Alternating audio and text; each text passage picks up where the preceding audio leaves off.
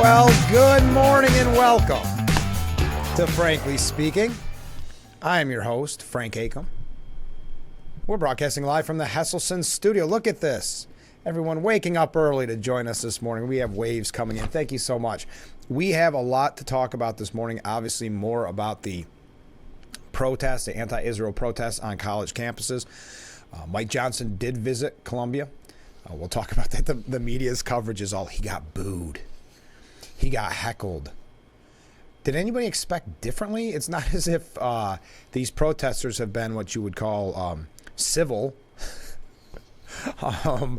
So that's what they decide to focus on. Though a lot of Republicans and others are giving Johnson credit for stepping up and visiting the campus. Not Governor Hochul. She's upset. Even though she visited the campus, she's upset. We're going to talk all about that. An amazing speech by Prime Minister Benjamin Netanyahu regarding these protests that we'll get to as well.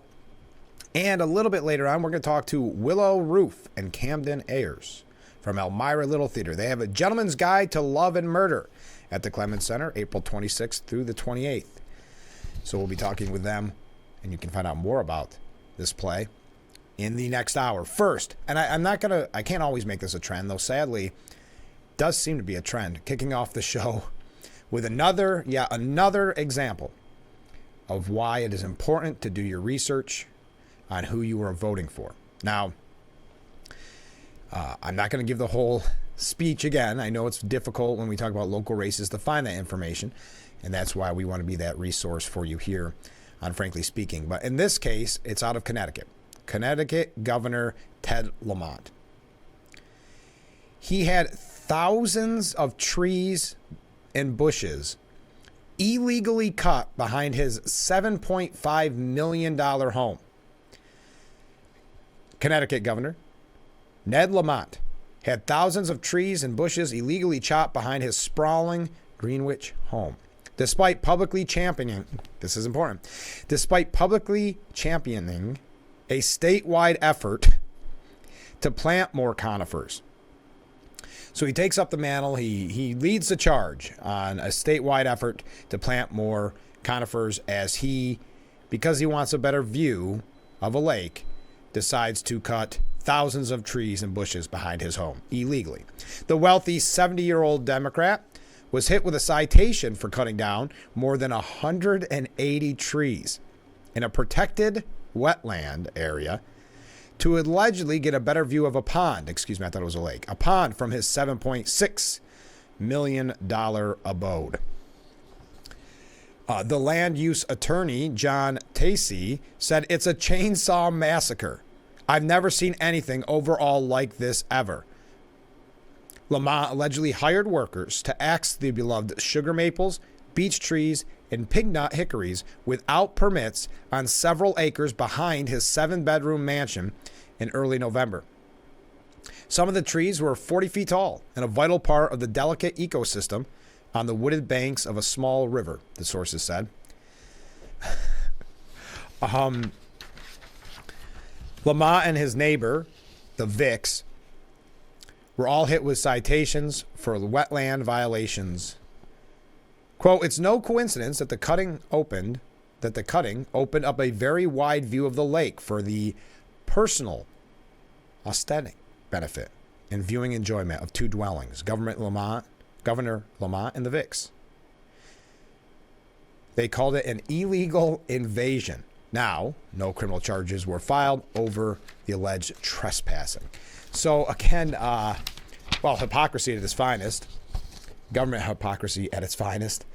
But yet another reason why you want to do the research on who you vote for. Okay, we're not going to always start with that. Let's talk about college campuses. Yes, it has spread. Harvard tent cities have popped up at this point. As Princeton students prep their own anti-Israel protests, even though all of these groups have been warned not to do so. But a tent city popped up at Harvard University yesterday, while Princeton University students were gearing up for their own. But leaders at the New Jersey school warned that any protesters camping out would be, quote, arrested and immediately barred from campus. That's the one avenue that unfortunately I don't think has been used enough on these protesters, where you're talking about Ivy League schools. If you are barred from campus, or if you are expelled, think of, number one, the cost to you or your parents, most likely your parents, but also think of what that does for your future. Now, you may think you're taking up an amazing cause, this anti-Israel cause, because there's a piece that is shocking but very accurate that says to be woke, the new left is you're woke if you're Hamas.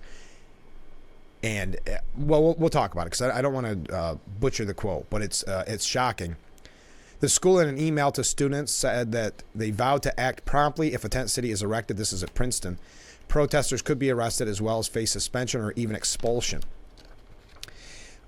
The vice president for Campus Life, W. Rochelle Calhoun, said, in addition to disrupting university operations, some types of protest actions, including occupying or blocking access to buildings, establishing outdoor encampments, and sleeping in any campus outdoor space, are inherently unsafe for both those involved and for bystanders, and they increase the potential for escalation and confrontation.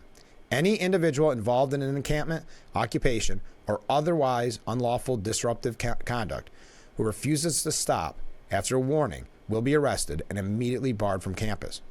For students, such exclusion from campus would jeopardize their ability to complete the semester. In addition, members of our community would face a disciplinary process. For students, this could lead to suspension, delay of a diploma, or expulsion. Do you notice how they say there, members of our community? This was a veiled threat to the faculty and staff as well, because unfortunately, when we talk about this, it's not just, those crazy kids and their anti-Semitism. It's the faculty, it is the staff, and now at USC, 93 were arrested on the USC campus. Students detained at University of Texas. There's so many of these popping up everywhere. Officers made 34 arrests at the behest of the university and Texas Governor Greg Abbott. At the University of South Carolina, police peacefully arrested 93 student protesters. Have you noticed a new trend in the media too? And I think it's coming from the universities themselves, where they'll say, well, they're peaceful protests, but every once in a while when they're not peaceful, those are non-student protesters. They're outsiders from somewhere else. It's amazing how that works. That works out really well for this school. So yes, the list keeps growing. As a matter of fact, even places like CNN and elsewhere have started putting together updates on this. So as of the latest developments, well, we have Columbia, which we'll talk about, where House Speaker Mike Johnson spoke. The University of Southern California, police arrested nearly 100 protesters at the University of Southern California after a dispersal order. As I mentioned, 34 arrests at the University of Texas at Austin. Cal Poly Humboldt, the California State Polytechnical University, Humboldt campus will remain closed through the weekend as protesters, including, and here we go, quote, unidentified non-students, continue to occupy 2 buildings, school officials have said. And that's another thing that we have discussed in excess, the caving to these agitators, the shutting down, which is so unfair to students that already feel unsafe, that their administration cannot protect them, are now being told, hey, you know how you're paying $70-some thousand a year to attend this school? Yeah, you can do it from your bedroom. We're going remote. Then on the New York side of things, and look, we're only 10 minutes in. Look how many updates I'm giving you, because I do want to get into the nitty-gritty of all of this too. But the NYPD chief was swarmed by anti-Israel protesters and berated while seeking shelter in an NYU building. I have to be careful with this piece because the language used is dirty, and vicious, and nasty. The viral video, which was shared on X, formerly Twitter, shows NYPD Assistant Chief James McCarthy and his officers being chased and surrounded by protesters on Monday night while trying to get inside the NYU Catholic Center after arresting one of them. So they really had to retreat from these protesters. Again, AOC and others calling them peaceful, where the police have to retreat, being called fascists along the way, pigs along the way. McCarthy could be seen having trouble getting the glass doors to open as the protesters circle behind him, effectively trapping the cops and yelling profanities. That's another trend. We saw it with Mike Johnson's visit. I don't want to focus like the media is on his being heckled, but it was nasty language. A lot of the chants of Free Palestine and a lot of the from the river to the sea chants. And so the woman that got arrested was pleading with officers they were pleading to let her go, shouting, "All I did was throw a blanking bag." That's all she did. There should be no consequences for your actions, is what we're learning. Remember, this anti-Semitism couples with kind of that defund the police mindset as well, and that is clearly what we're seeing here. The demonstrators proceeded to yell shame as they accused the police of breaking the law and kidnapping the protester. Now, when we come back, I know many of you are eating breakfast. Well, I'm going to tell you what the Columbia protesters' diet is. Now, you're saying, why is this important, Frank? Well, number one, aren't you kind of curious what it's like inside the encampment? Number two, does it fit the description that I gave yesterday, where it was kind of the pictures that you're seeing are kind of the stereotypical privileged college student, the kind of the elite college student, the fraternity member, the sorority member. So what are they eating? How are they staying alive during their chants and their speeches and their constant yelling and berating others and making others feel unsafe? Well, you'll find out after this break. Stay with us. This is Frankly Speaking here at WYDC TV, Big Fox.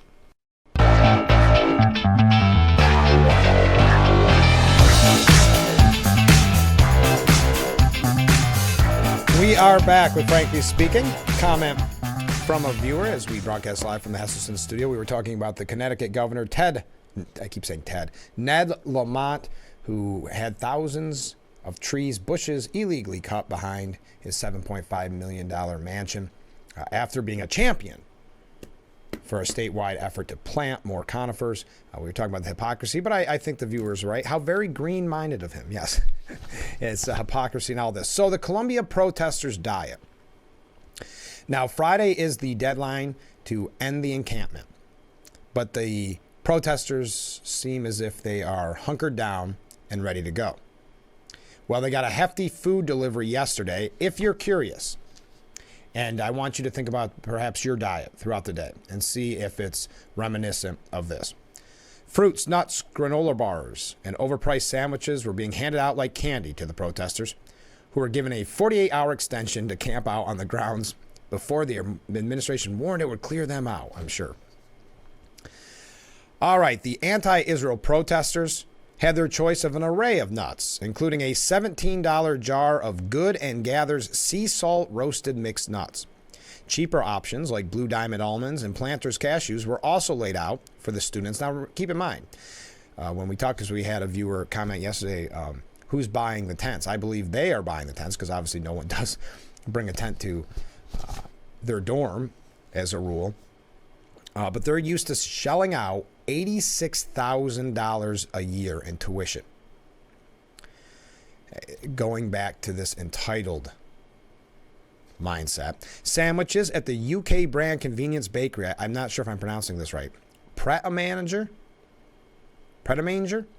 were neatly lined up along the table. A simple veggie sandwich would cost only $8, but those with any meat option between the bread slices, between $10 and $14, or even, if you wanted to splurge because you've been out there for a week, $16 for a salmon option. The famished protesters were also treated to $15 Kind granola bars and $10 rotisserie chickens, as well as Trader Joe's peanut butter cups, croissants, muffins, and more. And of course, to keep them all caffeinated so that they could yell and keep their tantrum going, boxes of Dunkin' Donuts coffee could be seen everywhere, and donuts as well. So it doesn't really say here this is interesting. They even munched on several bags of coconut macaroons from Straits, which bills the cookies as kosher for Passover and all year round. Who or what organization is behind the food delivery is a mystery, though Columbia's administration restricted access to the campus to only Columbia ID holders and credentialed press members.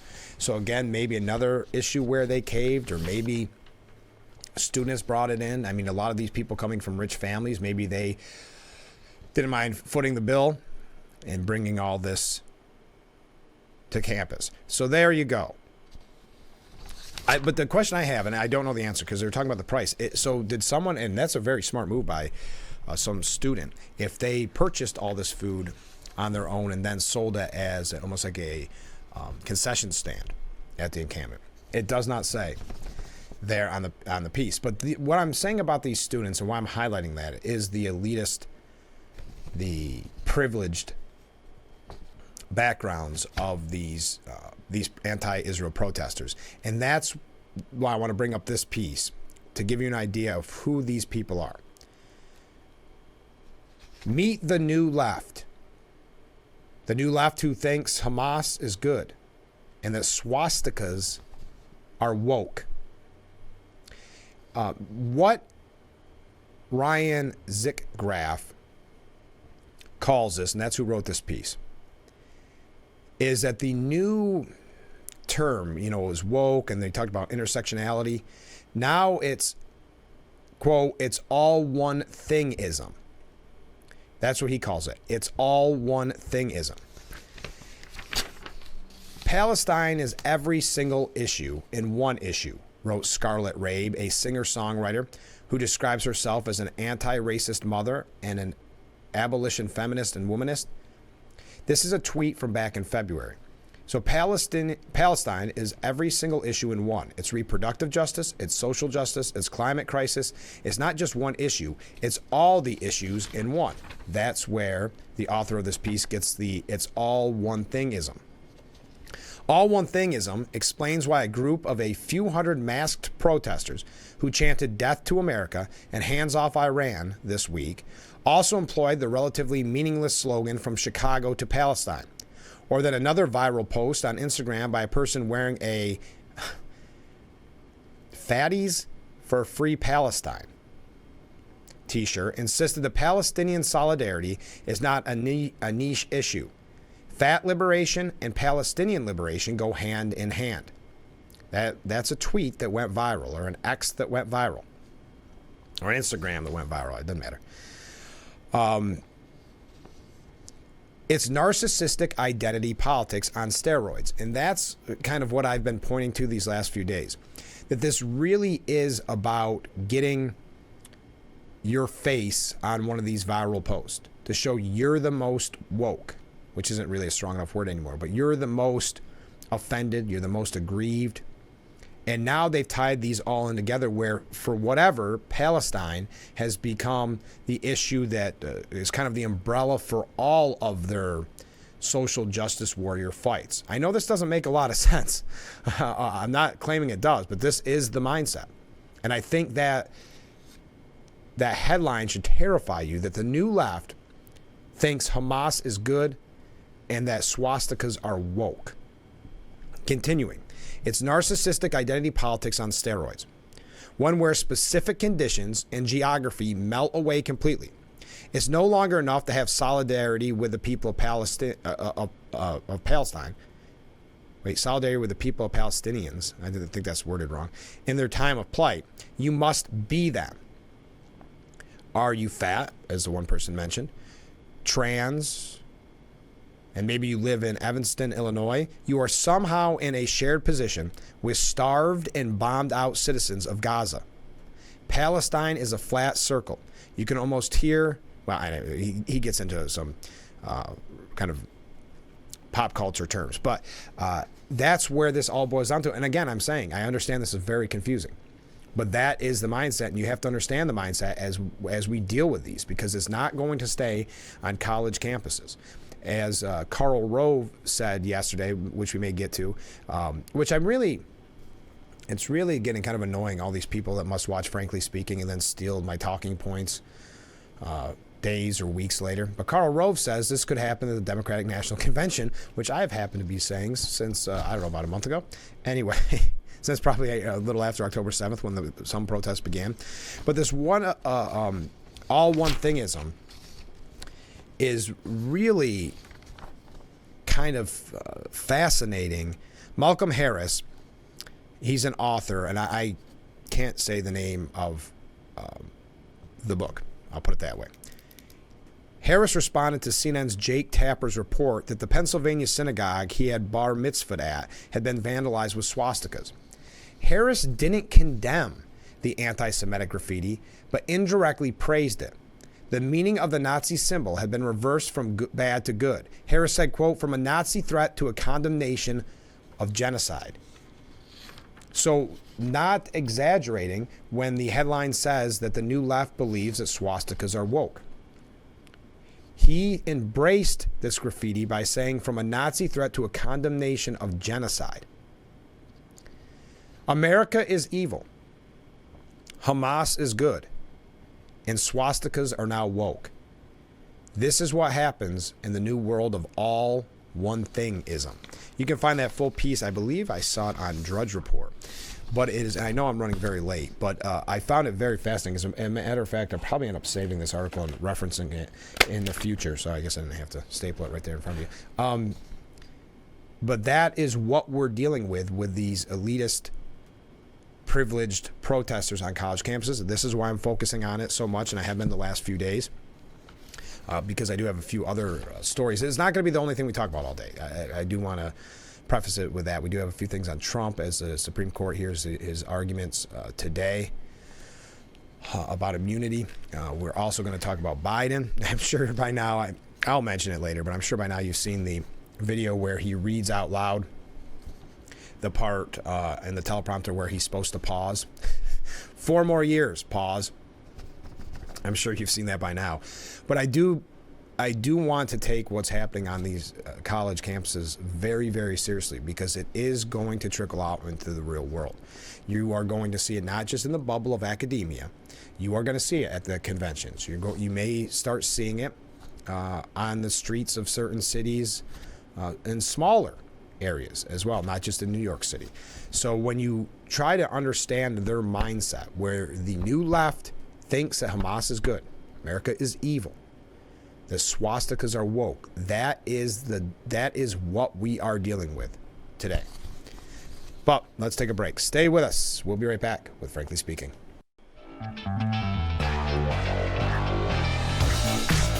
Broadcasting live from the Hesselson studio, you're watching Frankly Speaking here on Big Fox. I'm your host, Frank Acomb, and I can't thank you enough for tuning in this morning.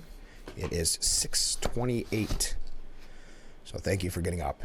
We've covered a lot already this morning, but I don't know if you've seen this video, and I highly recommend that you search for it today if you have a moment. It's not very long, but it's Prime Minister Benjamin Netanyahu, and he's addressing what's happening on college campuses in America. And he said anti-Semitic mobs have taken over leading universities.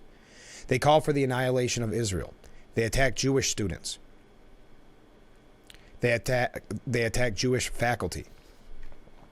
He then proceeded to compare it to 1930s Nazi Germany, and we know the one of the professors that tried to get on campus when this first started. He was a Jewish professor, and they wouldn't let him on campus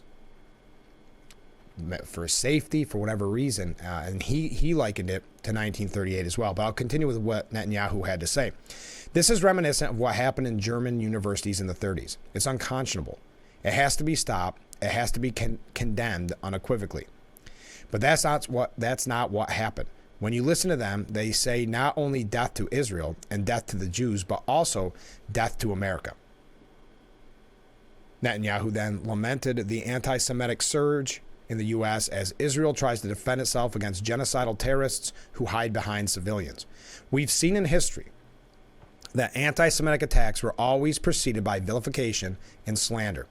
We have to stop anti-Semitism because anti-Semitism is the canary in the coal mine. It always precedes larger conflagrations, I have trouble with that word, I apologize, that engulf the entire world. It was a really moving speech by Netanyahu, and really an eye-opening speech. And that's what I keep saying on this program. There's nothing good to come from these protests except for the minuscule silver lining here, which is it's opened the eyes to so many people of how corrupt, how bad, how radical colleges become. Not all colleges, but many of these colleges, and how the students have been indoctrinated. And they've been indoctrinated with this hate because they are chanting, as to Netanyahu's point, they are chanting not just death to Israel, but also death to America. They are saying we're all Hamas now. It is, and as I mentioned, and we have, and to the viewer's point, history is repeating. Yes, seriously, it says here, swastikas are woke now. Yeah, and then in the future, how bad is this going to get? It is beginning to get crazy. And the sad thing is, and if you are just joining us and you're wondering what I meant with that swastika comment, there's a really good piece this morning that says the new left thinks Hamas is good and the swastikas are woke. And he quotes Harris, not Kamala Harris. I better get it in front of me. I don't want people to get confused and write in and complain that I was misleading. This is why I saved the article.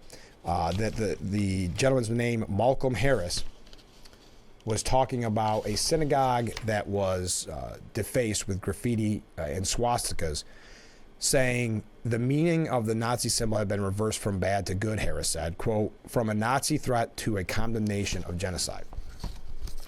That's how radical this has become, and that's why I've chosen to focus so much on this.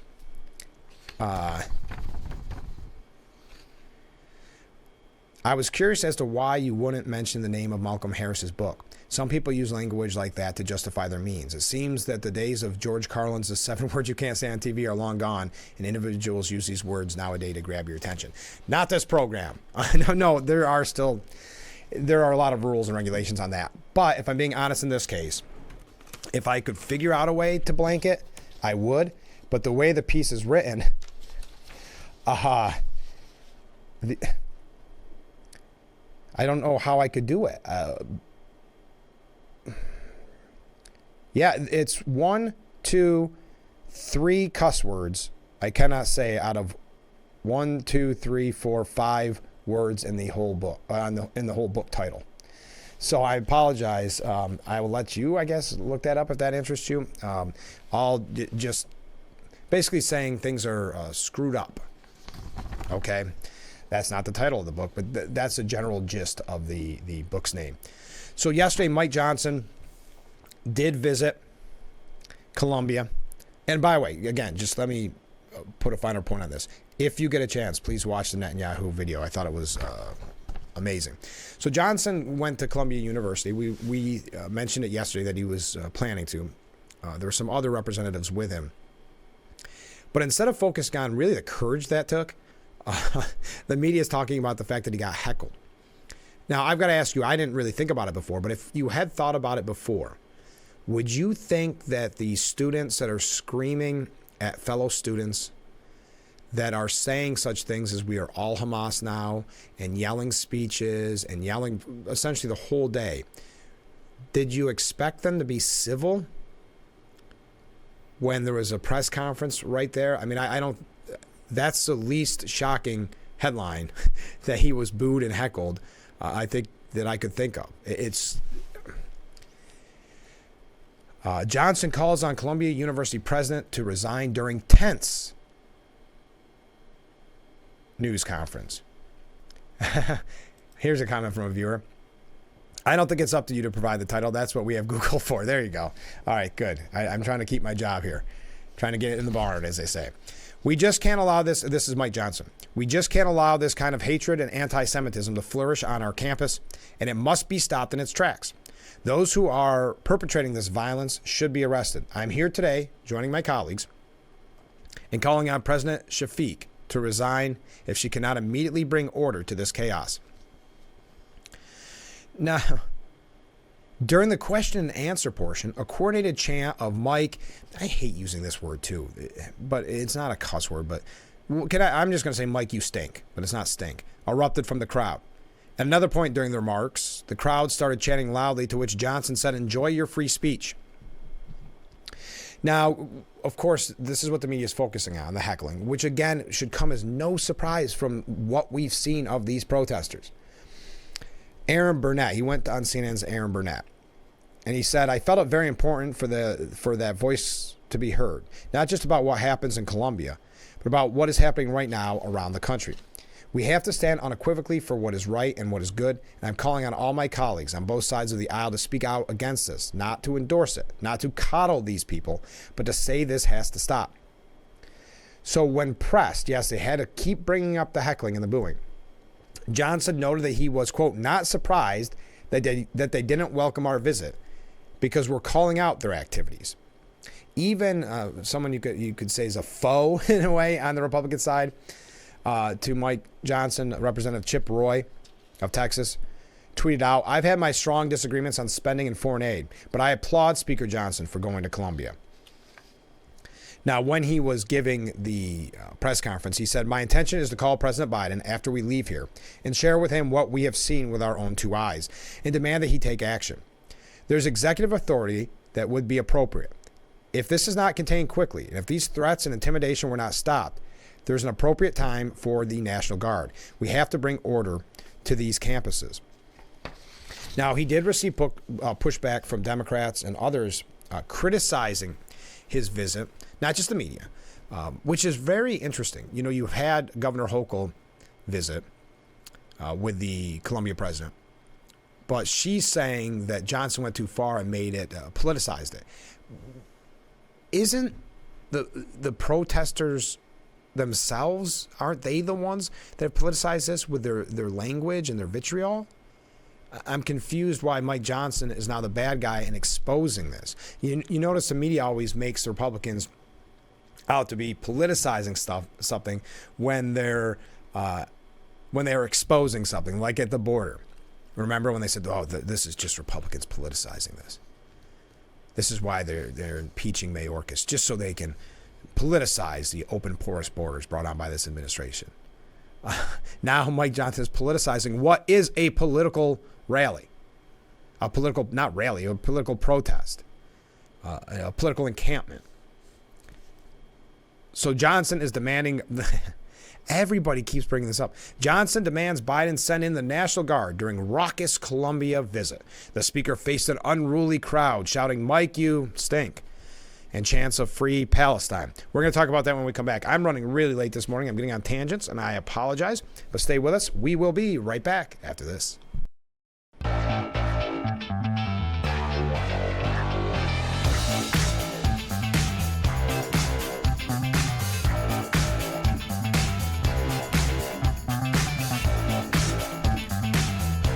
And we are back, broadcasting live from the Hesselson studio.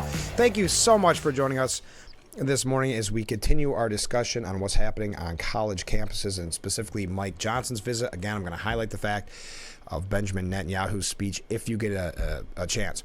Comment from a viewer: "Just because we can doesn't mean we should," in terms of the book name. Thank you. Yes. And I actually know that I could not say those words on TV, at least not if I want to keep my job. We become part of the problem the more we keep giving into this. So thank you, Frank. Well, thank you. We all know our republic is heading in the wrong direction rapidly, but there's a time to speak up and a time to stay civil and put a lid on it. Or we continue to be part of the problem. We need to do better and set better examples. I don't like some of the bumper stickers I see that children are exposed to, for that matter. I would agree, not to get on a side note here, because we're going to get back to what Mike Johnson said, but I agree. I sometimes think I don't like always playing the games that the other side plays. And I think we fall into that trap sometimes because we get angry and we say they keep doing it and they keep getting worse. And I do think sometimes it's better to set an example. But I'll continue here. I wonder, another comment from a viewer. This is a good point. I wonder if students started carrying "death to wokeism" signs, if it would get noticed. Probably. I don't think you would feel safe. Here's another comment from a different viewer. Similar protests happened back in the 60s, and what did the government do about it? I will say, though, we have to remember what happened at Kent State. But I don't think bringing in the National Guard now would heighten the violence to that point. But once again, history repeats itself. It really does. That's why I pointed out so early on in all of this about the Democratic National Convention. Because I thought, well, these protests, and this was before the college protests, it was more when they were shutting down bridges and doing that. I said, well, it's definitely going to come to the convention. And it's ironic that it's in Chicago, like it was in '68. So it's very interesting to me. History does repeat itself. And I do think it's important to remember Kent State, but I also would say from the fact of what escalated there, I would totally agree. But when it comes to what we're seeing from these protesters and their stance, now correct me if I'm wrong, Kent State focused on the Vietnam War. And now many of you may recall it and may be able to say, well, there was also, really radicals. That's fine. But this has been, to me, nothing but anti-Semitism and anti-Israel. That's why I get so frustrated. And let's face it, anti-police and anti-America. That's why I get so frustrated when they say pro-Palestinian protest. Because what we've seen from these students is not about... It's not about stopping, in their mind, that's what the original argument was, genocide. Now it has become anti-Jew. It's become anti-American. It's become really just vile and disgusting. Now back to what Mike Johnson had to say. Well, to what I was just saying, basically, this is dangerous. This is not the First Amendment. This is not free expression. If this is not contained quickly, and if these threats and intimidation are not stopped, there is an appropriate time for the National Guard. While he's the most senior elected official so far to push for Shafiq's resignation, numerous Republican lawmakers, including the New York GOP delegation, and at least one Democrat, Senator John Fetterman, are also pushing for her ouster. Johnson at one point yesterday said, "My message to the students inside the encampment is go back to class and stop the nonsense. Stop wasting your parents' money." But you've got to think about the victims in this, and I do believe Shafiq has shown how weak she is. Because the problem is the Jewish students that feel unsafe, of course, but the students in general as well that cannot go to class here towards the end of semester because they went to remote learning, because the administration caved to the heckler's veto. They caved to this radicalism. That's where the problem lies. I've got more on this. I am running very late this morning, so stay with us. Another short break, and we'll be right back with Frankly Speaking. Keep those great comments coming in. We'll be right back. Welcome back to Frankly Speaking. If you are just joining us, well, first of all, we're broadcasting live from the Hesselson studio. Second of all, we're talking about college campuses and what's happening. Mike Johnson's visit yesterday, this disturbing piece that we'll probably be referencing a lot by Ryan Zickgraf, the disturbing piece that Meet the New Left, who think Hamas are good and that swastikas are woke.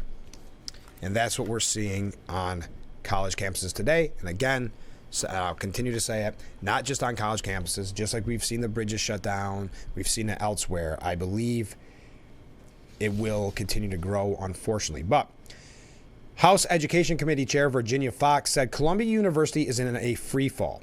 I have a message for President Shafiq and a message for you all too. The inmates are running the asylum. She's been so weak on this. As a matter of fact, Representative Mike Lawler called for her to resign in disgrace. After listening to her comments inside, it's clear she has no intention of getting this university under control. That's the unfortunate part. Once that deadline was missed to end the encampment, and she gave it 48 more hours because she said the negotiations were going well. First of all, I know I said this yesterday, and I'm not trying to be shocking. I don't know why you negotiate with terrorists in this scenario. To use that phrase, negotiate with terrorists. I don't know why you have to continue that conversation. And the ironic part is the group that she was talking with came out, as I quoted yesterday, I don't have the quote in front of me, and said, no, they walked out. They walked out of the quote-unquote negotiations. There's never been a list of demand by college protesters in recent memory that have been reasonable in any way, shape, or form. So we started to see some of the negotiation points that Shafiq had put out, and it was tear down some of the tents. It was just weakness after weakness. Now, tomorrow is the deadline, so we'll be keeping an eye on that. If there's any updates, hopefully I can bring them to you. I don't know if it's like midnight or what. Oh, let's see, Wednesday. Yeah, so it would be, right? They had all day Wednesday, all day Thursday, and so I guess midnight tonight. I'm sure we'll have a lot of updates for you on that. We're going to talk a little bit more about Mike Johnson's trip to Colombia. Listen to this from Axios. Like I said, it just goes to show you where the media's mindset is. Mike Johnson's trip to Colombia met with brutal hostility. Did anyone think that's why it was so important for him to go? Did anyone think he was going to be met with flowers and ticker tape parade by what we've seen from these protesters? It was always like when Trump used to have rallies. Well, I mean, I know he still does, but in the early days, that was always the focus. Trump gets heckled at his own rally. And, you'd see this rally, you'd watch it for yourself. There'd be one heckler out of thousands of people that got booted out, and that was the focus. Or they'd say protesters outside. Nowhere near the number of people that are actually attending the rally, but that was always the focus. That's what we're seeing here. Not about Johnson's message. They don't want to focus on that. For whatever reason, the media is a part of this new left. They don't want to focus on what Johnson was saying and the chaos, to use their term, the chaos that is happening on college campuses. They want to focus on the mundane, in this case, the obvious, that Mike Johnson was going to get met with hostility. Now, progressive representative Jamal Bowman, who is up for re-election, obviously, the man you may remember that pulled the fire alarm, he has been on the side of anti-Israel as well. He said the visit is another tactic in the right wing's attack on our educational institutions, an attempt to silence anti-war and pro-Palestinian sentiment. Let's dissect that. So we're attacking the educational institutions. Well, I don't necessarily accept that premise, but let's say we did. Is that a bad thing? With what we're seeing today in campuses all across the country with these anti-Semitic protests, with faculty and staff joining in the protests, is that necessarily a negative where maybe, and it was like what Trump said yesterday in that video, it's time to look and change academia to try to get it back to the days of a higher education, when a higher education meant something, when we had great universities and colleges. And then again, they have to continue to focus in on what was done at this, meaning what was heckled. Mike, you stink. Free, free Palestine. And from the river to the sea, Palestine will be free. That was what was chanted during, and I'm sure there was others. Due to much of the crowd's inability to hear the lawmakers speak, they also face chants of "we can't hear you" and scattered heckles of "grandstand louder." Scattered heckles mean that the reporter heard one person say it, most likely, and thought that one was funny, so they reported on it. That's what, if you want to read between the lines of what scattered heckles mean. And speak up, you blank. How does it feel knowing your own party's going to vote you out? One heckler shouted at Johnson. We got to take another short break. Last break of the first hour. We are moving fast. Stay with us. This is Frankly Speaking here on Big Fox. Welcome back to Frankly Speaking here on Big Fox. I'm your host, Frank Acomb, broadcasting live from the Hesselson studio. We've been talking about college campuses all morning long. Thank you for the comments. Good comment here from a viewer. I'm betting these colleges with these big anti-Israel protests are the same ones taking illegal contributions from Marxist countries and not claiming them like the law says. Good point. Could be. I'm sure there'll be some investigations into these universities in the future. Booing Columbia students drown out Mike Johnson's call for National Guard. The media is so predictable, aren't they? This is coming from the Daily Beast, so we know where they're coming from. They're coming from the far left. I'm going to talk about this. We don't have time. I'm going to talk about a little bit what they had to say, what our governor had to say, what the people on the other side had to say as well. We are going to focus a lot on this morning, don't get me wrong, but there are some other issues to get to. I had mentioned Bowman earlier. Let me just say this real quick, because this makes me, I don't know what to think of this. Representative Jamal Bowman, who was very critical of Mike Johnson's visit, saying that it's a right-wing attack on education. Well, where's the education part? From the remote learning, from the students that can't attend? But he says that is why, well, let me read the quote. That is why American Israel Public Affairs Committee is coming after us with hate, coming after us with bullying, intimidation, and fear. You should see what they're doing in my district. After he claimed AIPAC members are lying about his record and calling him anti-Semitic, Bowman said, they don't like my style. I'm a little too radical. I'm a member of the squad. They want to call me the N-word, but they know that they can't get away with that, so they say everything else. They want to. So now you're putting thoughts into people's mind. And this is an attack on American Israel Public Affairs Committee.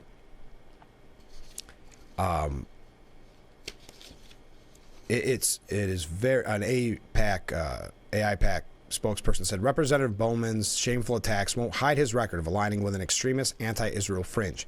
We back candidates based solely on their support for the U.S.-Israel relationship, and we have proudly endorsed dozens of pro-Israel progressives, including nearly half of the Congressional Progressive Caucus, Black Caucus, and Hispanic Caucus. Anyway, was Bowman the one that called it the October 7th attack basically propaganda? Well, we've got a lot more to talk about with this. I don't want to run too late because we got to wrap up this hour. We have more that we're going to talk about. Keep those comments coming in. I see them coming in. We'll get to some of them at the top of the hour. Don't forget, in the next hour, we'll talk with Willow Roof and Camden Ayers from Elmira Little Theater, A Gentleman's Guide to Love and Murder, this April 26th through the 28th at Powers Theater at the Clemens Center. So we'll find out all about that in just a little bit. Stay with us. This is, Frankly Speaking, here on WYDC TV. Big Fox, we will be right back. We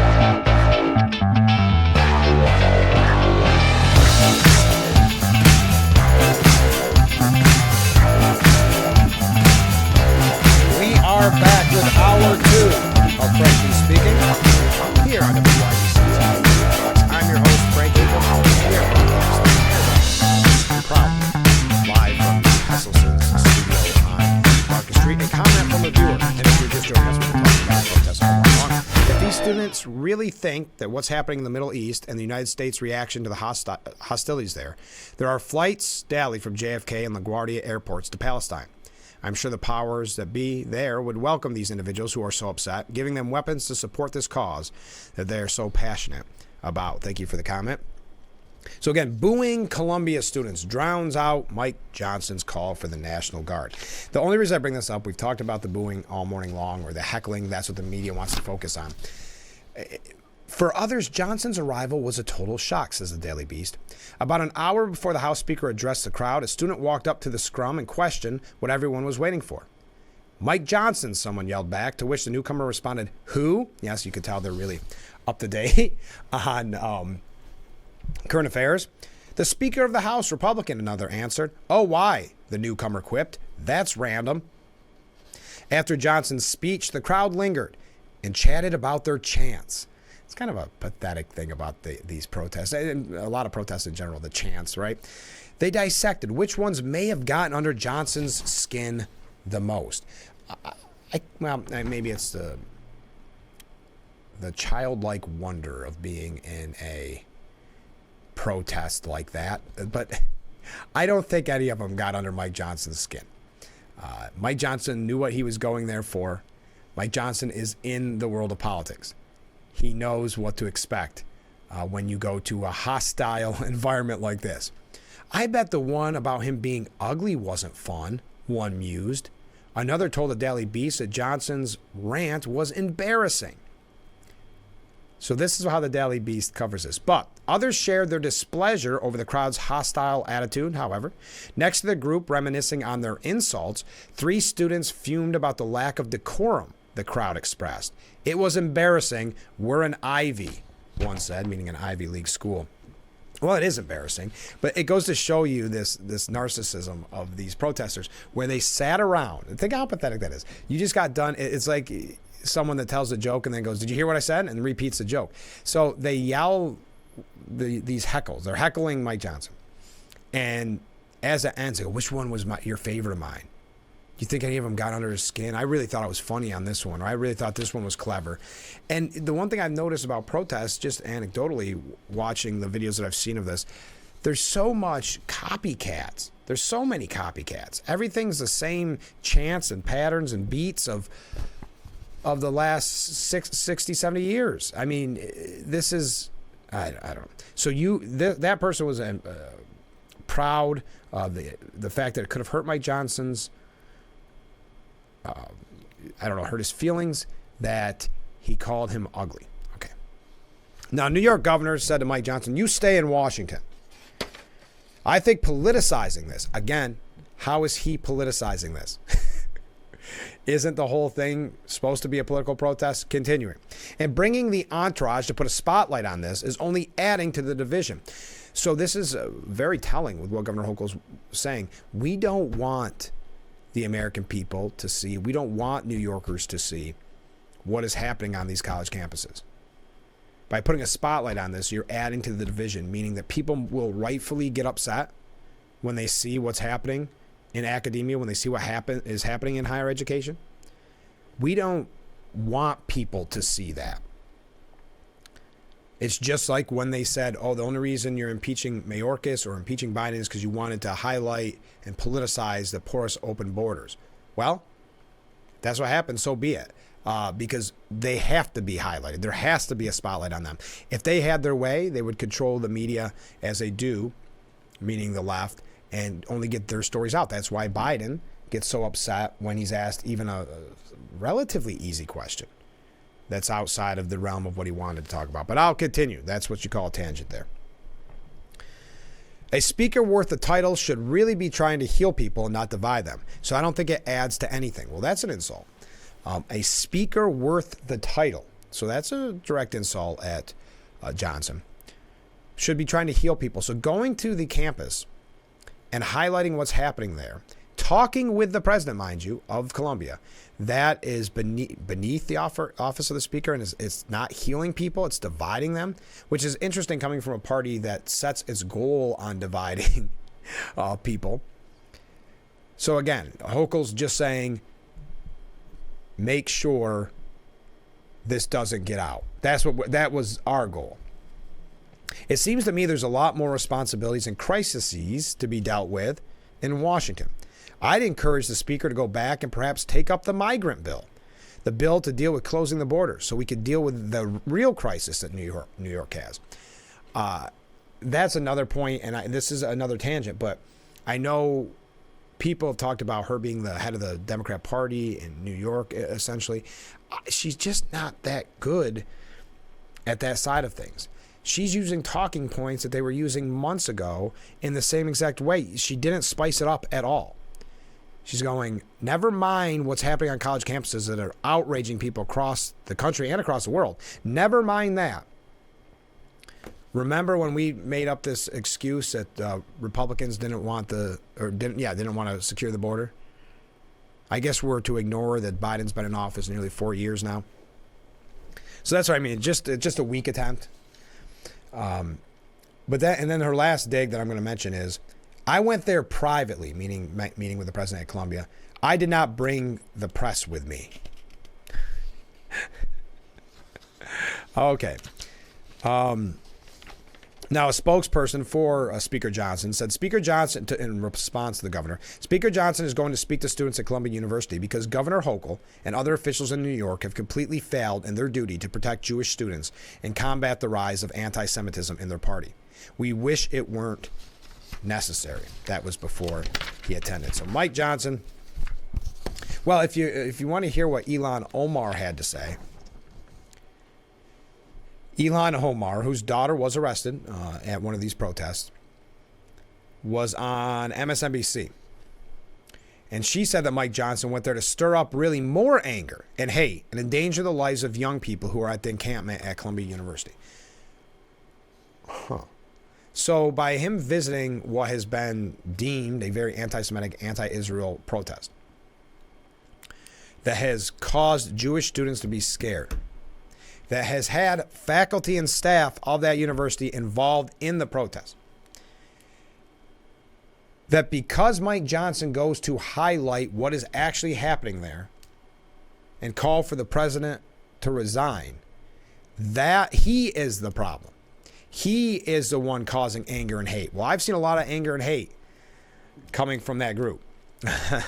And now she goes as far as saying he's endangering the lives of young people who are at the encampment. Can we have an official statement about the endangerment of the Jewish students on campus during these protests? Well, when they were allowed to be on campus, when students were allowed to be on campus and it didn't go to remote learning. Omar said, this is a man who is holding on to his speakership. He knows he might be on the chopping block, and it's not surprising he would go out to Columbia University and stir up really more anger and hate and endanger the lives of young people who are at the encampment. So stir up more anger and hate. Is she admitting there that the protest is full of anger and hate? Or is she blaming some outside forces? I don't have the answer for you there. But these people do not care about violent protests. They don't care about the First Amendment. They care about performing their political theater, which is what they, most of the time, do. These are people who supported insurrectionists on January 6th, who threatened my life and the lives of all of our colleagues, who threatened the peaceful transfer of governance. It is really astonishing that they want to be taken seriously today as they call for the National Guard to come in. This is also a group of people who were first to criticize other countries as authoritarians when they call on the military to crack down on peaceful protests, and people who are speaking up for their rights, people who are standing up for human rights, people who are speaking up against the government utilizing their own resources, their tax dollars, to help in what now has been considered a genocide that Israel is carrying out against the people of Gaza. So that's Ilhan Omar. So it's Mike Johnson's visit, highlighting what is happening there that is deemed to really spark more anger and hate. Now, Robert Kraft, who has been calling for, we got to take a break, but been calling for a reduction in all these billionaires who are funding universities like this, he has an opinion piece that we're going to get to after this. If you're just joining us, by the way, highly recommend searching Benjamin Netanyahu's speech yesterday. Also, we've been talking all morning long about this piece from Ryan Zickgraf that talks about what we're dealing with these protesters. And it's the new left. He calls it Meet the New Left, who think Hamas are good and the swastikas are woke. And that's not that's not hyperbole. He quotes Malcolm Harris when it was brought to his attention that a synagogue had swastikas graffitied on it. He said the meaning of the Nazi symbol has been reversed from bad to good. Harris said, from a Nazi threat to a condemnation of genocide. So again, Hamas are good and the swastikas are woke. Welcome to the new left. But we've got to take a short break. Keep those comments coming in. I'll try to get to as many as I can, but we've got to take this short break. Stay with us.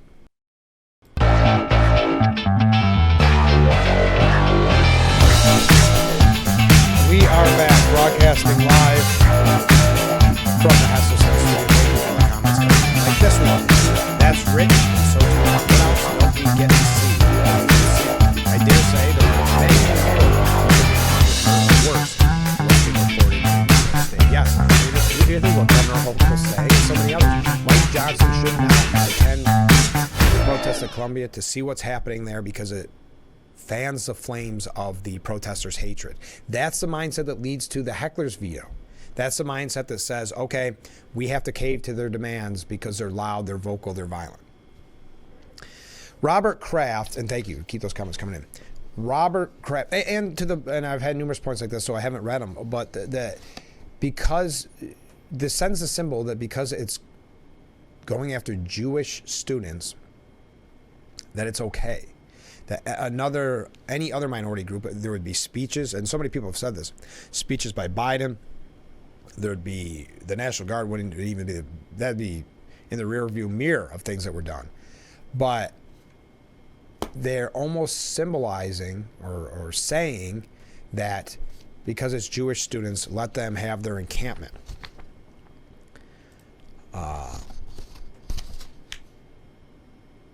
So this is from Robert Kraft. When I enrolled, Robert Kraft, the owner of the New England Patriots, who has been very outspoken on this, he said, when I enrolled in Columbia, it was on a full academic scholarship. It helped me make me who I am today and allowed me to grow, learn, and be successful as I set out in the world. Without the opportunity I was given, I would not have been able to attend college and learn from professors that encourage students to cultivate independent thought and the ability to engage critically with diverse viewpoints. Today, the attention and visuals surrounding the hateful protests taking place on Columbia's campus have been focused on the students, but the students have been taught and empowered by faculty more focused on politics than they are on education. Those are not the professors I had who exemplified the fundamental principles underpinning the mission of higher education in the United States. Those principles were what set our academic institutions apart from the rest of the world and gave America a distinct competitive advantage. That is no longer the case. I do not recognize my alma mater. Signs at Columbia University read, "Go back to Poland," calling for the Jewish community to return to the horrific death camps of the Holocaust. They chant, "Kill all the Jews," and October 7th, 10,000 more times. This hateful rhetoric, calling for the death and destruction of an entire population, has no place at Columbia and no place anywhere. Students now celebrate and promulgate hatred and divisiveness against a whole people. And worse, their professors are not only encouraging them, but joining them at partaking in the actions. Yes, that is another part that, if you've noticed, the media tries to, I'm not going to say quiet or silence necessarily, but I will say that they don't bring up the professors and faculty as much as they originally did that are attending these protests. Also, I would add that they're pushing the narrative, and I think this is funny because it's got to be a talking point. Well, it's not funny, but from the universities saying that, well, they're peaceful, except for those few times they weren't peaceful, but those were non-students. It's amazing how that works. I don't think that's how mob mentality works, where everybody says, oh, wow, they're going crazy. We're not going to join because we're Columbia students. Continuing with what Robert Kraft had to say. Those defining principles, once so revered, have been sacrificed by professors keen to use the classroom and the campus as a bully pulpit to promote their personal political viewpoints as opposed to fostering critical thinking. Let me continue. Jewish students have had to endure a level of fear and intimidation that I'm not sure any other group in modern times this century has had to face on a college campus, spread by people that are meant to protect them, not hate them. Addressing this virulent hatred of Jews is not a political issue, but rather a human issue. And if academic institutions of higher education in the U.S. no longer address human issues, then I'm afraid that they've lost all their moral compasses. Addressing this does not require an encroachment upon the free speech of students or faculty. This is a false narrative. I'm a firm believer in freedom of speech, but free speech is not calling for physical violence with your face hidden behind masks and coverings. That's cowardice. Exactly. Talk about history repeating itself. That sounds like the KKK, doesn't it?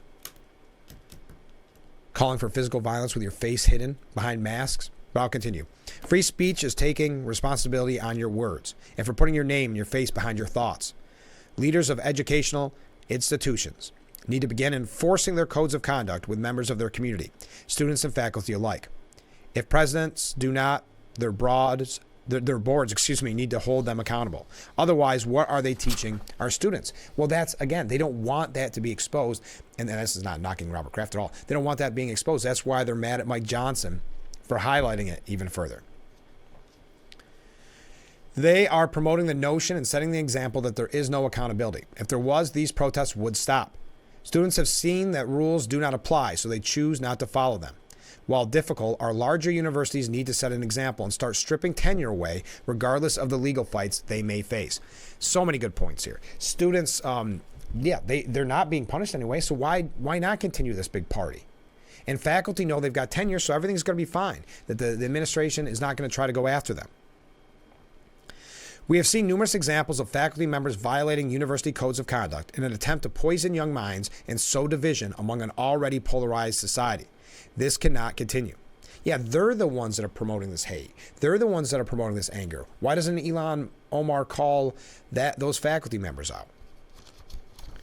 In an era marked by growing divisiveness across this country, colleges and universities should not be breeding grounds for hate and polarization. Rather, colleges and universities, places that allow for exposure to diverse cultures, experiences, and viewpoints, have a unique opportunity to promote and cultivate understanding and respect for one another. Over the last several years, starting with the Charlottesville March in 2017, I started to feel a dangerous shift in the country as more and more instances of hate began to rise. Now we have rampant Jewish hate on college campuses that's been permitted to go largely unchecked.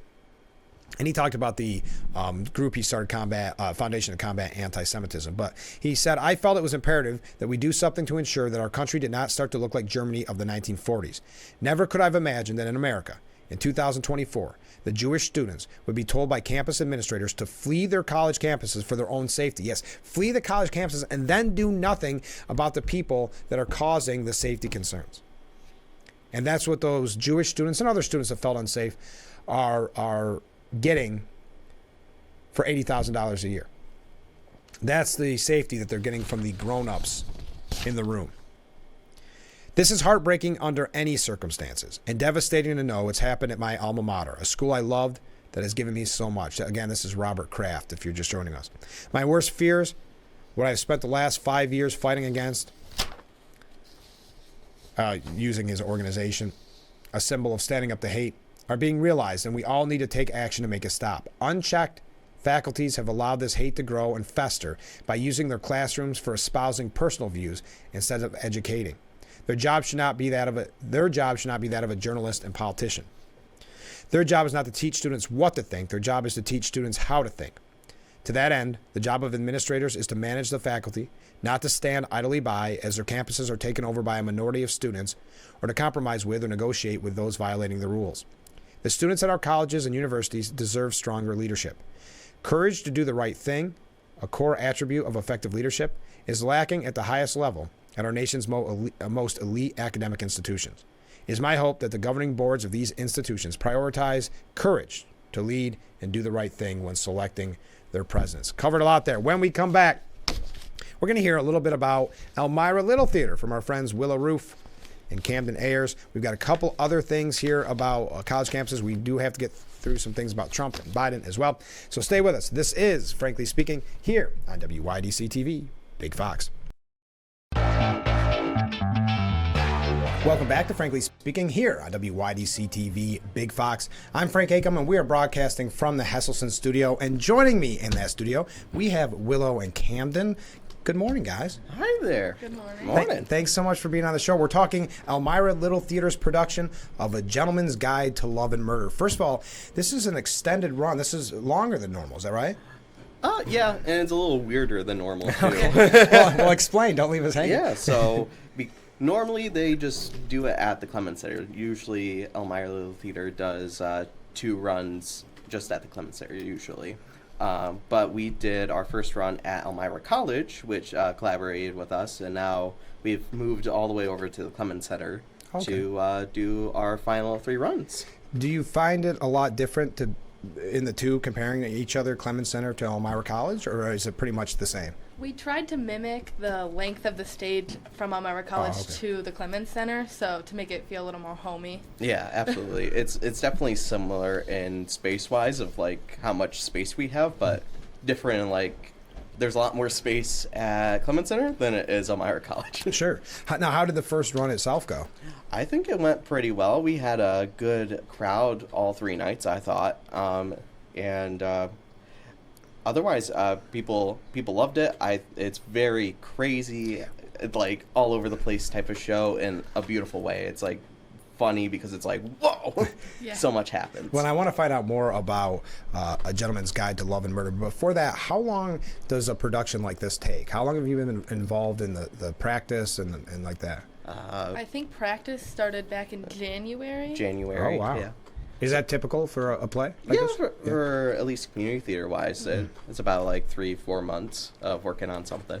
Okay, now tell us. It's A Gentleman's Guide to Love and Murder, Elmira Little Theater, and it's at the Clemens Center, April 26th through the 28th. We'll get to that a little bit later on, but tell us about the story.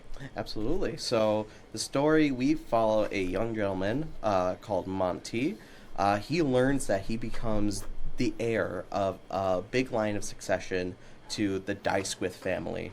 And he's like, I'm a Dysquith? He learns from a old family friend that he never really met too much. His mother died, and she was a part of that heir. So he learns that, and then you follow the journey of him becoming the next in the line of succession. Oh, interesting. Yeah. And there's love and murder at some point? There's love and Falls murder. in love. And there's a lot of murder along Okay. the way. Quite a bit. Well, good to know. How many people are involved in this? How many people do you have in the cast?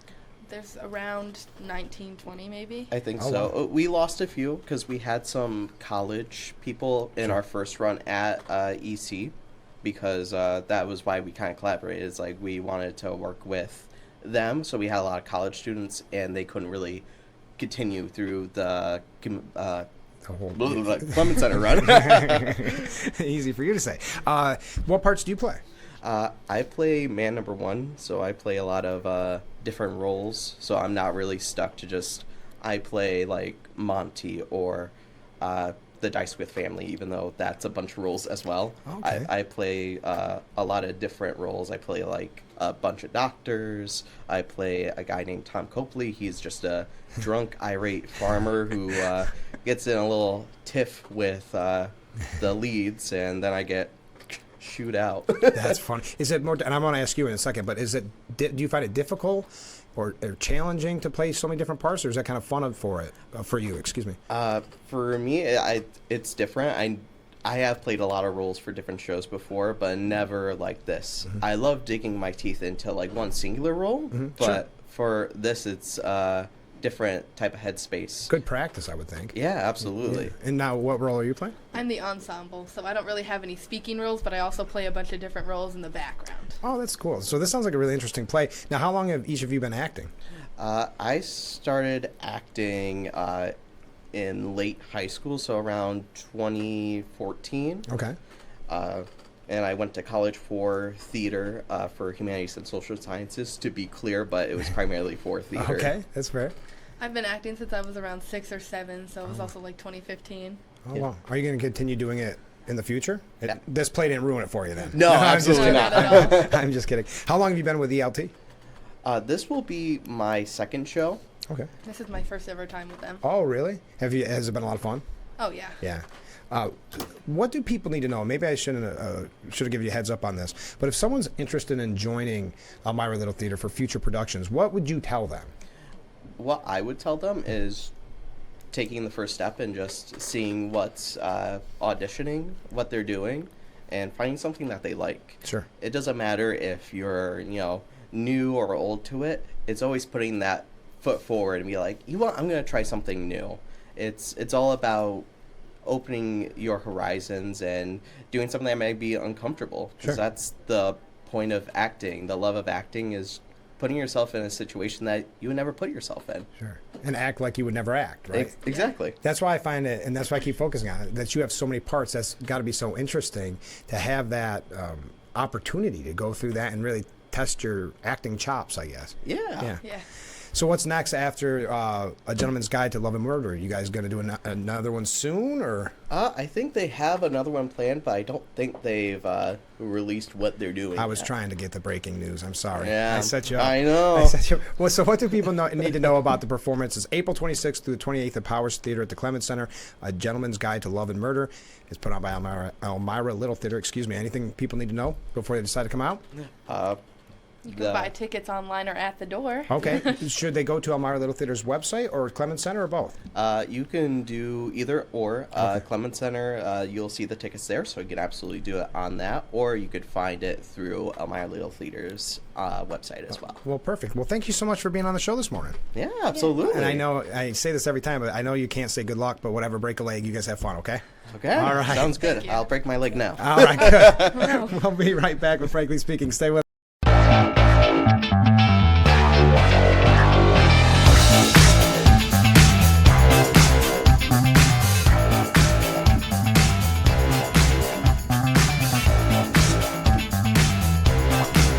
And we are back with Frankly Speaking. Thank you again to Willow Roof and Camden Ayers from Elmira Little Theater. We go back to talking about Columbia. Andrew Stein. Now, Andrew Stein, I mentioned him in the past. He's a Democrat who served as New York City Council president from 1986 to 1994. And he says he went and walked through the area of Columbia University. Only someone who is functionally brain dead or a consummate liar can deny what is blazingly obvious. At the center of the, quote, occupation and, quote, protest is vicious Jew baiting, Jew hatred, anti-Americanism, and hysterical insistence, on Israel's obliteration. I could literally not walk 5 paces without seeing or hearing the most horrendous verbal and, in many instances, physical assaults on Jews, Judaism, and Israel. In particular, the inconceivable sentence, "We are Hamas," was shouted so often it was still echoing in my brain hours after I returned home. I have yet to see a single media report that comes to terms with this horrifying reality I witnessed, with one exception. Only the New York Post has managed to give an accurate portrait of this particular nature of the hatred I saw. There is no group, black, white, Hispanic, gay, lesbian, trans, I have ever observed being targeted in the city of New York as Jews have been targeted in Colombia, which for decades was the Mecca of liberal Jewish values and the landing spot for intelligent, learned Jews eager for a robust education in the humanities, arts, or sciences. The urgent need for President Shafik's forced resignation or firing is supported by 4 pillars of reason. 1, she cannot control her own campus. Without the successful, airtight management of this basic task, no university president can remain effective on the job for a single day. 2, Shafik cannot maintain, let alone guarantee, the safety and security of Colombia's Jewish students. When Jewish students, individually and collectively, said they couldn't function in the anti-Semitic atmosphere choking Colombia, Shafik's response was to join with a top Columbia rabbi in telling all Jews to stay home and avoid a campus that was obviously going to be out of control for the foreseeable future. And that's why, just take a side note here, that's why the deadline is so important tonight. I believe, and you could prove me wrong, I believe that deadline will be breezed right past. There'll be another deadline. There'll be some other concession. Who knows? Maybe she just gives in to the demands from these protest groups. I don't see a scenario where she ends the encampment, or it could be the scenario where they end the encampment and then it pops back up the next day and we start the process all over again. So Shafik cannot maintain, let alone guarantee, the safety and security of Colombia's Jewish students. When Jewish students, individually and collectively, said they couldn't function in the anti-Semitic atmosphere, choking, as I said, Shafik said, you have to stay home. While it's regrettable a rabbi would propose that Jews run and hide, it's arguable the protection of Colombia's vastly outnumbered Jews would be at the top of his wish list.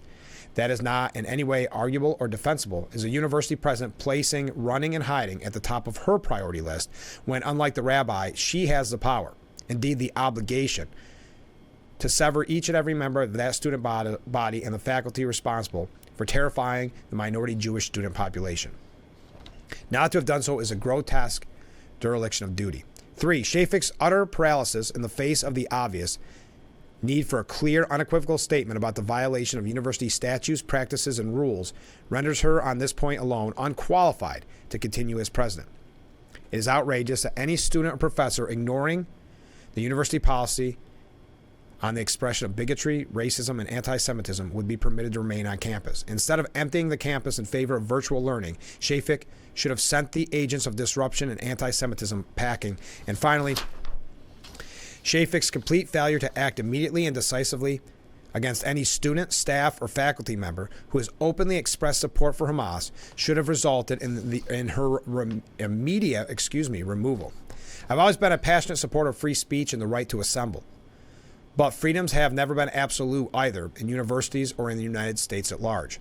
No one arguing for the immediate torture and incarceration of every person of color in America would or should survive intact for 30 seconds after making such a proposal, let alone be granted an open forum based on his or her absolute right to free speech.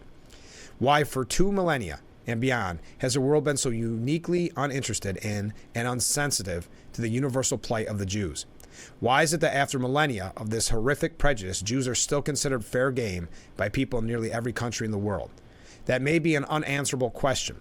What is answerable is whether Columbia University's president should remain in power after such undeniable and abject failure in every major department of her responsibility. Andrew Stein, I like that piece a lot. Wanted to mention it to you very quickly. All right, how are we doing on time? I think we're doing all right, right? Yeah, I got a couple minutes. Oh, we have so many. Thank you to the comment. Yes, to read through all those potty words while keeping it classy.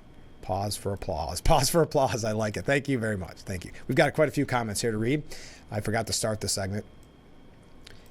With all these comments. Okay. First off, students who are not citizens should be deported for violent protests. Good point. I've heard others say that. Well, who was it? Was it DeSantis? I don't know why DeSantis sticks in my head. Just start comparing the protesters. This is another comment. Just start comparing the protesters to groups like the Proud Boys. See where that goes. What is the difference? Good point. Not completely different. Still kind of on tact.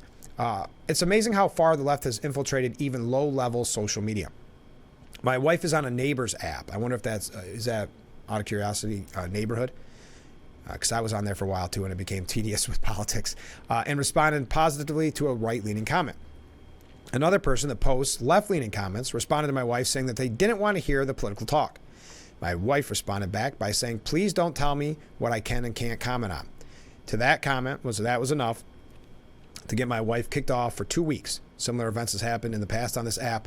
The left can say anything and the right is censored. I think that what we've been talking about, hey, if you want to highlight something from somebody on the right, like Mike Johnson, wants to highlight this despicable anti-Semitism on college campuses, he's blamed for politicizing it and fanning the flames of this hatred.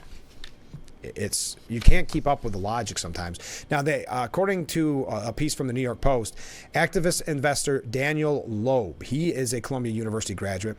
He has begun to reconsider whether to focus offering jobs at his hedge fund to fellow alums and other Ivy League schools like Harvard, Yale, and Penn amid their tepid response to the protests on campus. We've always looked beyond the target schools, but we're doing it even more so now given recent events. So a lot of these Ivy League grads are risk losing their prized jobs for schools allowing this protest to fester. So may not even be their fault. They may not be a part of this protest, but that is what this administration at Columbia and Harvard and Yale, that is what they have wrought. There's a piece by Glenn H. Reynolds saying, hey, Jewish students, come here to the South. We'll keep you safe. Glenn Harlan Reynolds is a professor of law at the University of Tennessee and founder of Instapundit. He said, so why stay where you're abused and threatened? Come on down. We'd love to have you here. And by the way, and I know I mentioned this earlier, I do think it's funny, and I say this, of course, jokingly, but I feel like a lot of these big, important people watch Frankly Speaking and then steal my talking points a few days later. Karl Rove insisting anti-Israel protests are likely at the Democratic Convention this summer.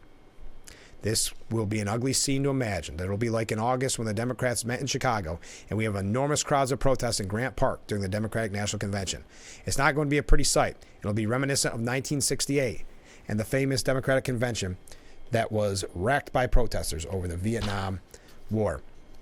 All right, we're going to move along from that topic, but feel free to weigh in on anything we're discussing or anything else you'd like to talk about. I do have to take just a short break. We're going to talk about Biden. We're going to talk about Trump. We're going to get everything in that we possibly can. So stay with us. This is Frankly Speaking on WYDC TV, Big Fox.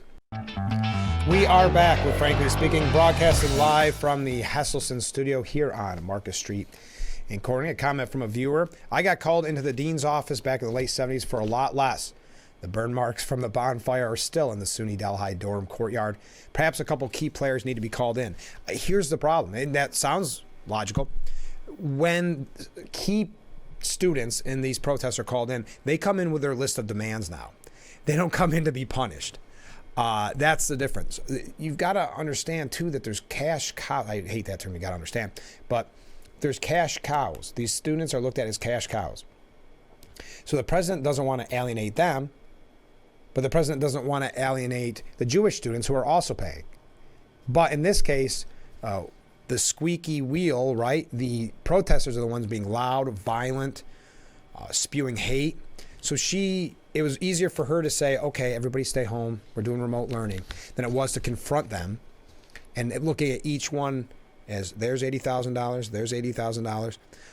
Also, because this is the new left, she doesn't want to be attacked by those in the left that support the protests, because that is a very large vocal group that will continue protests, will continue the threats of violence.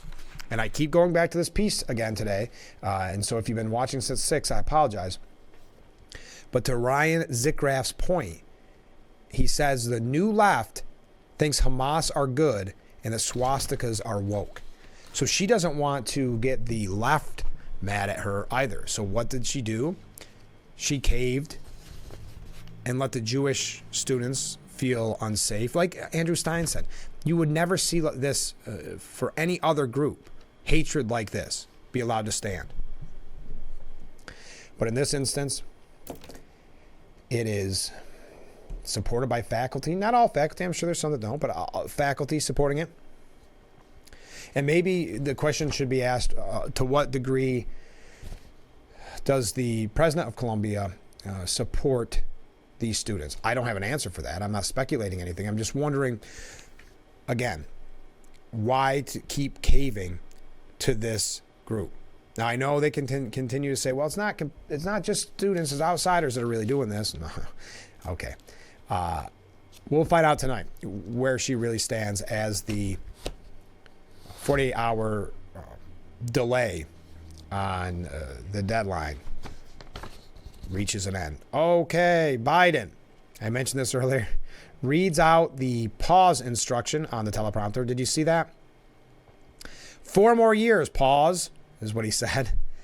Now, the members of the North America's Building Trades Union stepped in and did their duty and chanted 4 more years in response to his botched cue.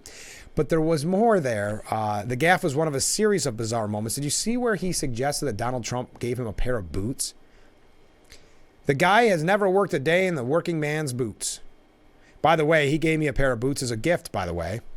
That's what Biden said. By the way, he, meaning Trump. By the way, he gave me a pair of boots as a gift, by the way. I know how to put them on. I still sometimes cut the yard, but the Secret Service doesn't let me do it anymore. I got to ask, does this really work? I know so many people say, well, he does a good job of relating to the common man. So we have to ignore that he's been in politics his whole life. And because he says he used to mow the yard, or he could put on a pair of working boots, that makes the common man believe that he's one of them. I mean, I know maybe this union is just completely in Biden's camp, so it doesn't matter what he says or does. But that to me seems so disingenuous and so pandering that it has the opposite effect to me. We also have Bill Barr was on Kudlow yesterday, former Attorney General Bill Barr, and he said Republicans have to win because Vice President Harris is in the batting circle. Can I give you? This is just quick before we go to break. I made it pretty clear through the year, little over a year that we've been on there. Not a big fan of Chris Christie. I think he's very full of himself. I think he is very egotistical. Well, he says it's pretty stupid that Joe Biden has not reached out to him. Who thinks Chris Christie's important other than Chris Christie? Where does he think this power is coming from that we're supposed to be impressed, or that he knows more about everything? Because look at his failed presidential campaigns. Well, look at his time as New Jersey governor, really. We could talk about that too if you want. He said one thing, and this was with the Washington Post. One thing I know for sure now is I'm not voting for Trump under any circumstance. Cool, Christy, you'll keep getting invited to places like the Washington Post, and you'll keep getting on CNN and MSNBC, so keep selling out. If he's the only person on the ballot, I'm not voting for Trump because I know him too well, and he is wholly unfit to be president of the United States in every way you think. So then they asked, well, has Biden reached out to Christie? Maybe for an endorsement? He hasn't. It's pretty stupid for him not to. Chris Christie saying Joe Biden's stupid for not reaching out to him, the almighty, all-important Chris Christie, for his endorsement. That should get, tens of votes for Biden? The Christie family? We got to take a break. Last break of the hour, last break of today's show. Stay with us. This is Frankly Speaking. Our picturesque view of Market Street from the roof cam as we broadcast live from the Hesselson studio here on aforementioned Market Street. A couple comments from viewers. I think it is a great point on the cash cows. It made me think, I bet it is somewhat a numbers game. There are probably more cash cows indoctrinated against Israel than for Israel. Yes, I think if you look at the professors, they're teaching this anti-Semitism. They're standing with the protesters. So if you are looking at it from a numbers game, and I do believe that's why for decades now they've allowed the protesters to get more radical on college campuses, because they don't want to lose their cash cows. Because of government funding and things like that, think of how it all works. You look at how much the cost of college has risen in the last 5, 10, 15, 20, 25 years. It's constant increases. Because they want to pay faculty more to indoctrinate. They want to have more money for the dean, or more money for the president, or more buildings, or whatever the case may be. It's a really unique bubble. So they have to look at that money coming in. That's why it's been successful in the past when big donors have said, we're done donating. That's normally when the president is booted out. It's not about the safety of the students. It's not about what they're saying about the anti-Semitism on college campus. At the end of the day, as in anything, because it's very much a political organization in colleges, it's about the money. So right now, is it worth losing Robert Kraft, for instance, but keeping the hundreds of protesters at $90,000, $80,000 a pop? Another comment: I think it's time to stop paying school taxes and make sensible choices when voting your local elections. Maybe then we will get some attention. It's been obvious to me for years how easy it is for some to vote even on site. Just saying. Thank you for the comments. I will say this goes back to why I've talked about it so often, about knowing the importance. And by the way, we're not endorsing not paying your taxes. Let me do that disclaimer in there. We are not in any way, shape, or form suggesting that you don't pay your taxes here on Frankly Speaking. But what I will say is I don't think it'll get their attention either. I think we're at such a tipping point because, let's face it, there's less people running for office locally. So often people are getting voted in just because they've been there in the past, because they're the incumbent or they have a popular name, whatever the case may be. That's why on this show, I know I keep saying it, we're trying our best, and we're, especially as we near November, to get you as much information about any candidate that we can. So please comment to me at any time if there's someone you'd like to hear from, if there's a candidate, maybe you're a candidate. I'd love to talk to you, because I think there is such a lack of media attention on races as there once were, that really a lot of people have to depend on Facebook or depend on the candidate's website, and that may not always paint the truest picture of that candidate. So we're going to try our best. A couple quick things as we run through. Trump's absolute immunity claim comes to the Supreme Court today. Okay. Now, what do you think about this? Man, I meant to ask this at the beginning of the show because I'd love to hear your opinion. Pennsylvania's primary. The New York Post says it proves that Trump still has to win over regular Republicans. Trump won the state's primary on Tuesday with 83.5% of the vote, but lost 155,000 votes to Nikki Haley, who isn't running. Losing 16.5% of the primary vote in a swing state to a candidate who dropped out in March is a red flag worth noting. I would agree it's a red flag worth noting. I still got to ask, and maybe this speaks to one of you out there in the audience specifically. Maybe you say, I do not like Donald Trump. I voted for Nikki Haley, or I voted for whoever. At the end of the day, in November, will you stand? Will that be as the old saying goes, the hill you die on? Will that be the fight you want to make and you won't vote, or you vote for Biden, or you vote third party? This is a no judgment zone. I just want to know what your position on that would be. And do you think, if you're not one of those people specifically, do you think some of these other voters, like in Pennsylvania and elsewhere, that did a protest vote, essentially, do you think at the end of the day they won't vote for Trump? I don't know. In Pennsylvania, I don't have the answer for it either, but it's something that I actually thought the media would point out maybe a little more frequently, but I guess there's so much going on that they might focus more on the 16.5% of the vote in Pennsylvania, a swing state, that went to Nikki Haley. Okay, what else do we have? Oh, man, darn it. Miranda Devine at the New York Post, if you have a chance. D.C. judge points out pervasive hypocrisy hell that's permeating every corner of the federal government. You can find that for yourself at the New York Post. Finally, which I should have said before because we're already late, New York, a recent poll came out. Let's talk about New York for just a second. 85% of New Yorkers. Now, first of all, can I just say, I would have never thought 85% of New Yorkers could agree on anything. 85% of New Yorkers say grocery costs are rising faster than their income. So again, think about who you're voting for. At the state level, federal level and local level. 85% say grocery costs are rising faster than their income. Have a great day, everyone. Thank you for the great conversation. Thank you to Willow Roof and Camden Ayers from Elmira Little Theater. A Gentleman's Guide to Love and Murder, April 26th through the 28th at the Clemens Center. Have a great day. We will be back tomorrow morning starting at 6 a.m. with Frankly Speaking here on Big Fox.